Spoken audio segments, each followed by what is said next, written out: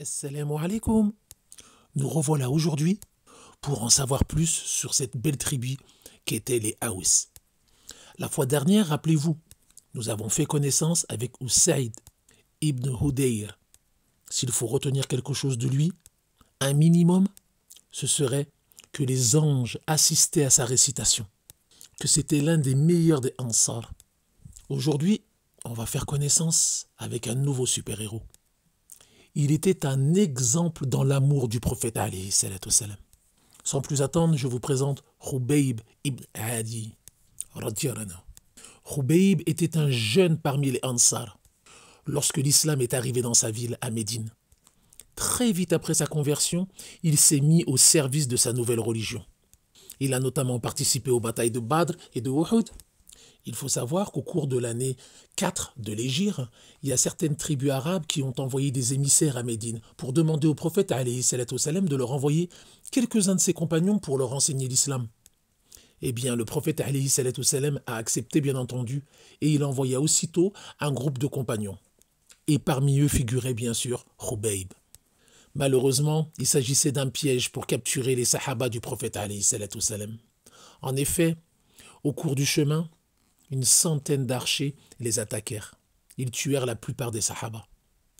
Les survivants, dont Khubayb, ont été capturés et ensuite ils ont été vendus aux Mécois, qui rêvaient de se venger des musulmans depuis leur sanglante défaite au cours de la bataille de Badr. Notre Khubayb, il a été maintenu prisonnier à la Mecque, le temps que les Quraysh décident de son sort. Pendant sa détention, Allah subhanahu wa ta'ala lui accorda un miracle. Une femme des Quraysh l'aperçut en train de manger des raisins dans sa cellule, alors qu'il n'y avait pas un seul raisin qui poussait à la Mecque et qu'il était solidement enchaîné. Il s'agit tout simplement d'une subsistance qu'Allah subhanahu wa ta'ala lui avait accordée. Vous savez, Khubayb, bien qu'il était détenu, il a toujours gardé un comportement exemplaire, mashallah. Un jour, un jeune enfant des Quraysh est entré dans la cellule de Khubayb. Et puis il s'est assis sur ses genoux. Lorsque sa mère elle a remarqué ça, elle a craint qu'il lui fasse du mal. Mais en lisant la peur sur son regard, Khubayb lui a dit « Crains-tu pour lui ? Je ne permettrai jamais de lui faire du mal. »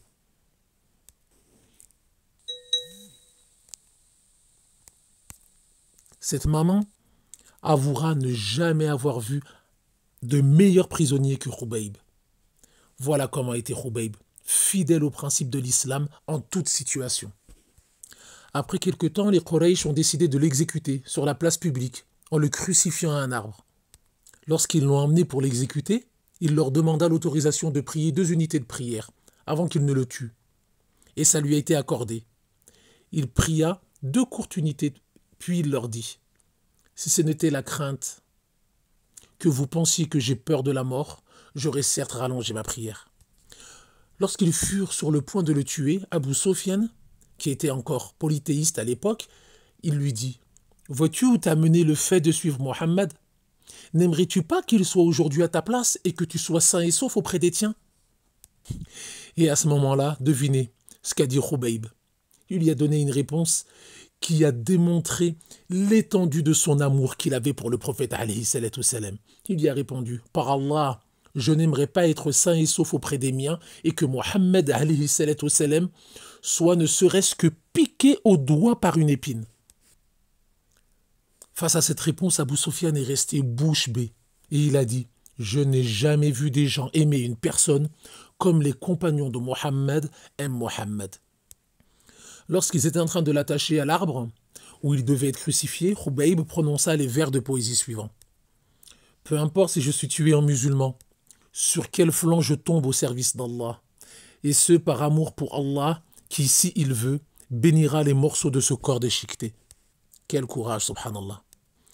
Ils l'exécutèrent à coups de lance. Alors que les armes de ses bourreaux transperçaient son corps, il invoqua Allah en ces termes. « Ô Allah, dénombre-les un par un, puis extermine-les et n'épargne aucun d'entre eux. » Khubayb mourut fier de son islam, fermement attaché à l'amour d'Allah subhanahu wa ta'ala et de son messager sallallahu alayhi salatu wa sallam. Puisse Allah être satisfait de lui.